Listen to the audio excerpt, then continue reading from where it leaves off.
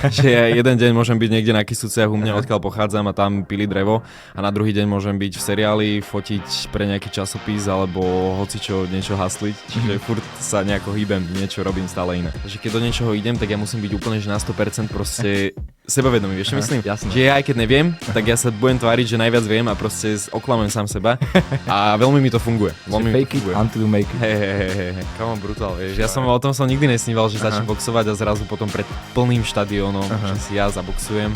Že bola to pre mňa veľká vec, naozaj veľká vec. A keby sa mal Juraj Koči trošku akože nazrieť do budúcnosti, tak kde sa vidí? Či už ti na Instagrame vypisujú, že nechod s Berginom na zápas, lebo ťa zabije. Proste to sú len ostatných vecí, nepočúvaj to, proste počúvaj len samého seba. To by som dal takú radu, každému, úplne každému. Ja hlavne som človek, ktorý nepije, nefajčí, nestavkuje, proste ja som proti všetkým zlým veciam, aké len existujú na svete. Poďme trošku do financií. Poďme trošku do financií, to je proste svet, ktorý milujem, som tým posadnutý, proste podcasty Milan Dubec, Roman Kružliak, všetkých týchto Vojta Žižka, určite poznáš. Vojta Žižka, jasne. Vojta Žižka, proste všetky tieto veci milujem. Predná, zadná, hák. Okay. V praxi to vyzerá, že... OK? OK.